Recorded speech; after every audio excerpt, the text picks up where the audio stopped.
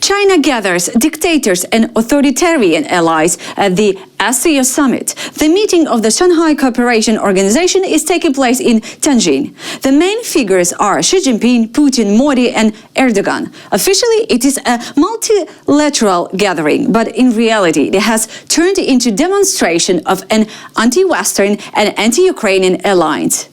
Putin once again tried to shift the blame for the war of Russia launched against Ukraine. He repeated the lie that NATO enlargement was the cause of the conflict and called the 2014 events in Kyiv a coup supported by the West.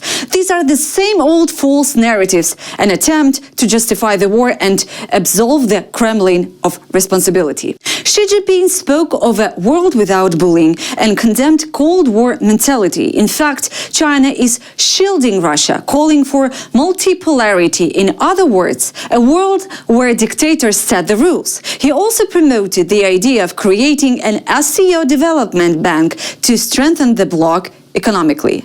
And Modi put his emphasis on counterterrorism, but the key point is different. He openly supported Russia despite Western pressure. India continues to buy Russian oil, thereby financing Moscow's war in Ukraine. Turkey's president also attended the event. He tried to position himself as a mediator in the war, offering so-called peace efforts. But in the context of a gathering of dictators and authoritarian allies, his rhetoric looks more like an attempt to join a club that overall plays against Ukraine and the West. So in China, we see a meeting of dictators, each in their own way, but all united against freedom, against democracy, and above all against Ukraine. The summit showed that Russia is not isolated among dictators and autocrats. Instead, the world faces a bloc that wants to dictate its rules by force. Europe is drawing up detailed plans for a multinational troop deployment to Ukraine, but only after the war ends.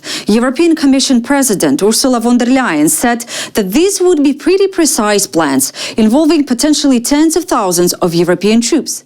They would be part of a new security guarantees for Kyiv. Crucially, the troops would not be alone.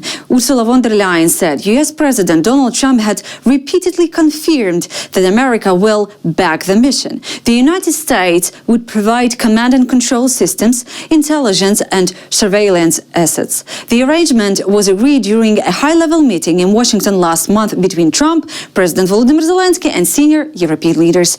The aim is to ensure that Ukraine, once the fighting ends, is not left vulnerable to another Russian attack. Officials stress this would not be NATO combat forces entering the current war, but a European-led multinational presence with American support to secure peace and stability afterwards. For Ukraine, it would be the first time foreign troops are formally stationed in the country as part of international guarantees. For Europe, it marks a shift, a readiness to take the lead in Ukraine's security while relying on the US as a backstop.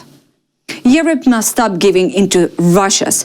That's what Polish Prime Minister Donald Tusk said during his visit to the Polish-Belarusian border with the European Commission President Ursula von der Leyen. He stressed that recent weeks of Russia's war in Ukraine have shown one clear lesson: no compromise, no clever game with Putin and aggressive Russia will bring security. Tusk said Poland, Europe, NATO and the US must be strong, decisive and act in solidarity. He announced that Poland will invest about 47 billion euros in defense next year and called for major EU funding to secure the eastern border. Kremlin steps up information campaign to undermine Europe's role in peace talks. According to the Institute for the Study of War, Moscow has intensified its propaganda efforts to disrupt Western support for Ukraine and cast doubt on Europe's involvement in peace negotiations. The think tank notes that the Kremlin is pushing narratives that blame European governments for prolonging the war, threaten nuclear strikes against the West, and portray Russia's victory in Ukraine as inevitable. In recent days, Kremlin spokesperson Dmitry Peskov and Russian investment chief Kirill Dmitriev claimed that Europe wants to continue the conflict. Institute of Study War says this is a deliberate attempt to weaken American trust in European partners. The rhetoric escalated on August 31st when former Russian President Dmitry Medvedev lashed out at French President Emmanuel Macron and German Chancellor Friedrich Merz.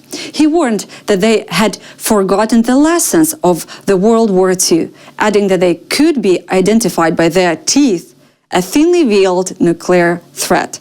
Institute of Study War concludes that such statements, together with exaggerated claims of Russian progress on the battlefield, are part of a Kremlin strategy to project inevitability and pressure the West into concessions. At the same time, Ukrainian officials insist Europe must hold firm. Foreign Minister Andriy Sybiha said Vladimir Putin has to realize the war threatens not only Ukraine but his own regime. Either he stops now or he faces serious consequences. This is the strategy of peace through strength. Military drills begin in Belarus, including nuclear weapons training. Troops from Belarus, Russia, Kazakhstan, Tajikistan and Kyrgyzstan have started CSTO exercises, codenamed Interaction 2025, Surge 2025. More than 2,000 soldiers are taking part, along with 450 units of equipment, including aircraft, helicopters and drones, according to the journalist. A striking element of the exercises is the planning of nuclear weapons use. Belarus Deputy Defense Minister said, "You cannot actually use something that threatens the whole world, but how to plan it, we will learn." Minsk say that the maneuvers were moved deeper into Belarus to avoid accusations of provocation. But Ukrainian officials know that such exercises are part of a pattern. Russia and Belarus constantly use nuclear rhetoric and military drills to intimidate neighbors and the West. These exercises are separate from the much larger Zapad 2025 drills due to take place from 12 to 16 September. Analysts warn both sets of maneuvers are meant to remind Europe that Moscow and Minsk are ready to escalate a form of ongoing nuclear and military blackmail. That's all for now. For more content about Ukraine, please subscribe.